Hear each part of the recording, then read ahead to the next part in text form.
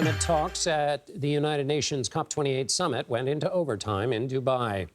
Things were supposed to wrap up Tuesday, but nations are divided over how to deal with fossil fuels. Scientists say they are a major source of greenhouse gas emissions, but a draft deal released on Monday during the summit did not call for a phasing out of fossil fuels, drawing criticism from some countries. Negotiations on the final text of an agreement are set to resume Wednesday.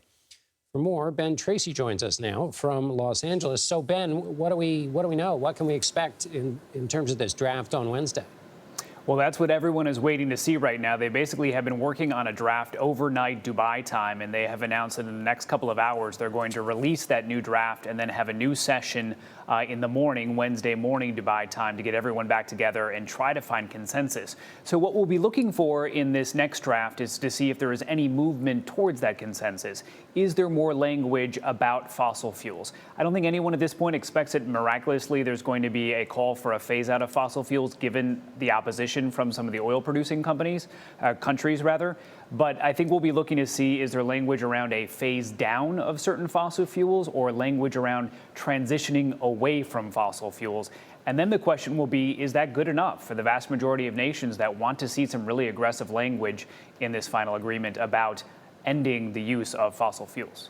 And what does it mean to fail, Ben? I mean, first of all, they're trying to get agreement with close to 200 countries, so it seems like that's built-in failure. So is it likely to be that if there's an agreement, it'll be almost meaningless language because you had to get everybody to agree? Or is there talk that perhaps some countries would walk and there would be nothing? And which of those is the bigger failure? I think both of those outcomes right now are in play. Yes, this could get so watered down that it's almost meaningless, but they feel like they did something. But you are now hearing from some climate advocates who say maybe failure is the better option here. Instead of having a bad deal, they'd rather have no deal at all, because you're hearing increasingly people complaining that this process, this COP process, we're now in the 28th year of this, saying that this process is broken, that it's not really working. That you have, because as you mentioned, you need all 198 countries to agree on basically every word of the language of this agreement, that it's very hard to get any aggressive action that really meets the moment that we're in as we sit here experiencing the hottest year on record on the planet. Even people like former Vice President Al Gore, who's been really out front on climate issues, says that this process needs an overhaul because it has basically become meaningless. And moving from process back to the reality here, if there is not an agreement, we've been talking, you and I, about the 1.5 degrees Celsius target. Remind people again what happens if that isn't reached. In other words, if there is no progress on fossil fuels or anything else that might move towards improving conditions. Yeah, and just to connect the dots for folks, when we talk about fossil fuels, basically the emissions from fossil fuels are the planet warming emissions. That's what is contributing mainly to climate change.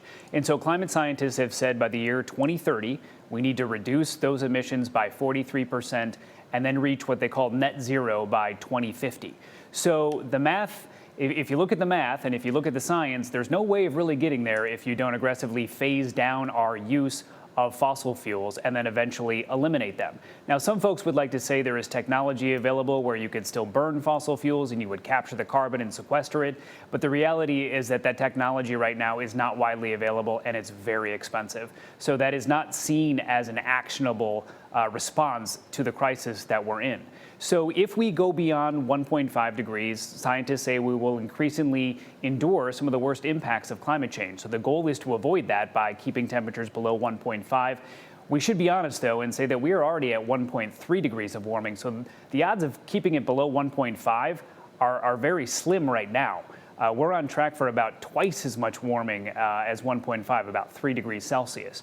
So that's why there is so much pushing here at this COP to say we can't have a wishy-washy outcome here. We have to have real action. Ben Tracy in Los Angeles. Thank you for that, Ben. Thanks, John.